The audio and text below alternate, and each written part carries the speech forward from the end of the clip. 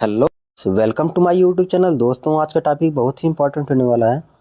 दोस्तों आज का हमारा टॉपिक है पॉलिटी से रिलेटेड जितने भी क्वेश्चन आपको एग्जाम में देखने को मिलते हैं वो सभी क्वेश्चन आपको इस वीडियो में कवर करवाए जाएंगे। तो चलिए बिना टाइम को वेस्ट किए हम अपने क्वेश्चन की तरफ बढ़ते हैं। क्वेश्चन पहला, भारत की संविधान सभा को गठित करने का आधार क्या था? आंसर हो जाएगा कैबिनेट मिशन योजना 1946 के तहत संविधान सभा को गठित करने का आधार रखा गया। क्वेश्चन 2 है, संविधान सभा का पहला सत्र कब शुरू हुआ था? 9 दिसंबर 1946 को संविधान सभा का पहला सत्र शुरू किया गया था। क्वेश्चन हम थर्ड की तरफ चलेंगे। क्वेश्चन हमारा थर्ड है, संविधान सभा का अस्थायी अध्यक्ष कौन था? तो आंसर हो जाएगा डॉक्टर सच्चिदानंद सिन्हा। ये संविधान सभा के अस्थायी अध्यक्ष थे। क्वेश्चन 4 है, संविधान सभा के अस्थायी अध्यक्ष कौन थे? तो आंसर हो जाएगा डॉक्टर राजेंद्र प्रसाद संविधान सभा के अस्थायी अध्यक्ष थे। क्वेश्चन हम पांचवें की तरफ बढ़ते हैं। क्वेश्चन हमारा पांचवा है, भारतीय संविधान सभा में कुल महिला सदस्यता की संख्या कितनी थी? आंसर हो जाएगा 15। 15 भारतीय संविधान सभा में कुल महिला सदस्यता की संख्या थी। क्वेश्चन 6 है, भारतीय संविधान सभा के संघीय समिति के अध्यक्ष कौन थे? तो आंसर हो जाएगा पंडित जवाहरलाल नेहरू भारतीय संविधान सभा के संघीय समिति के अध्यक्ष थे। क्वेश्चन 7वां है, संविधान की प्रारूपीय समिति के समक्ष प्रस्ताव किसने रखा था? आंसर हो जाएगा पंडित जवाहरलाल नेहरू।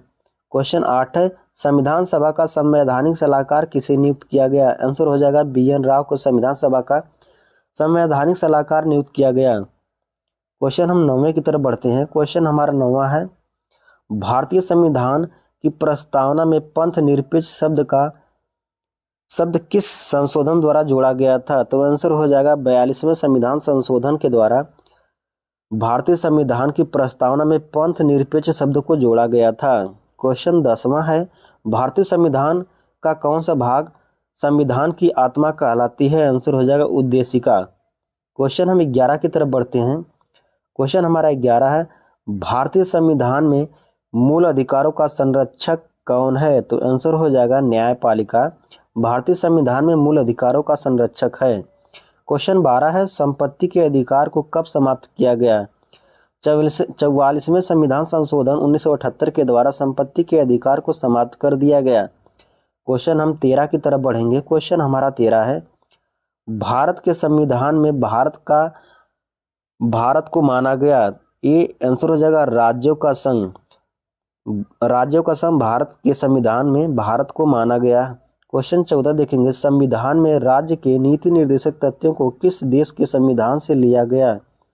जो नीति निर्देशक तत्व है दोस्तों इसे आयरलैंड से लिया गया है। आंसर हो जाएगा आयरलैंड। क्वेश्चन हम 15 की तरफ बढ़ेंगे। क्वेश्चन हमारा 15 है, भारतीय संविधान के किस भाग में नागरिकता का उल्लेख है? तो भाग जो 2 हमारा भाग 2 है उसमें संविधान का नागरिकता के बारे में उल्लेख किया गया है। क्वेश्चन 16 देखेंगे, भारतीय संविधान में कितने मौलिक कर्तव्य हैं? आंसर हो जाएगा 11 मौलिक कर्तव्य हैं। क्वेश्चन 17 की तरफ बढ़ रहे हैं। क्वेश्चन हमारा 17 है, भारतीय संविधान के किस भाग में मौलिक कर्तव्य का उल्लेख किया गया है? तो आंसर हो जाएगा भाग 4 में भारतीय संविधान के मौलिक कर्तव्यों का उल्लेख किया गया है। क्वेश्चन 18 है, संसद के कितने अंग हैं? तो आंसर हो जाएगा संसद के 3 अंग होते हैं, राष्ट्रपति, राज्यसभा एंड लोकसभा। ये तीनों संसद के अंग हैं। संसद के 3 अंग होते हैं, राष्ट्रपति, राज्यसभा, लोकसभा। क्वेश्चन हम 19 की तरफ बढ़ेंगे। क्वेश्चन हमारा 19 है, संसद को भंग करने का अधिकार किसके पास है? आंसर हो जाएगा राष्ट्रपति। अगर राष्ट्रपति चाहे तो संसद को भंग कर सकता है, क्योंकि राष्ट्रपति के पास यह अधिकार है। संसद को भंग करने का अधिकार किसके पास है? तो आंसर हो जाएगा राष्ट्रपति के पास। क्वेश्चन 20 है, संसद का उच्च एवं निम्न सदन कौन सा है? संसद का उच्च एवं निम्न सदन कौन सा है? आंसर हो जाएगा राज्यसभा एवं लोकसभा। संसद का उच्च सदन राज्यसभा है तथा निम्न सदन लोकसभा है। क्वेश्चन 21 की तरफ बढ़ते हैं। क्वेश्चन हमारा 21 है, भारत में कार्यपालिका का अध्यक्ष कौन होता है? आंसर हो जाएगा राष्ट्रपति भारत में कार्यपालिका का अध्यक्ष होता है। क्वेश्चन 22 देखेंगे, भारत के राष्ट्रपति को शपथ कौन दिलाता है? तो आंसर हो जाएगा सर्वोच्च न्यायालय के मुख्य न्यायाधीश भारत के राष्ट्रपति को शपथ दिलाते हैं? क्वेश्चन हम 23 की तरफ बढ़ते हैं। क्वेश्चन हमारा 23 है, राष्ट्रपति अपना त्याग पत्र किसे सौंपते हैं? तो आंसर हो जाएगा उपराष्ट्रपति को। राष्ट्रपति अपना त्याग पत्र किसको देता है? तो आंसर हो जाएगा उपराष्ट्रपति को। क्वेश्चन 24 देखेंगे। क्वेश्चन 24 है, राष्ट्रपति पद के चुनाव संबंधित विवाद कौन देखता है? आंसर हो जाएगा सर्वोच्च न्यायालय। क्वेश्चन हम 25 की तरफ चलते हैं।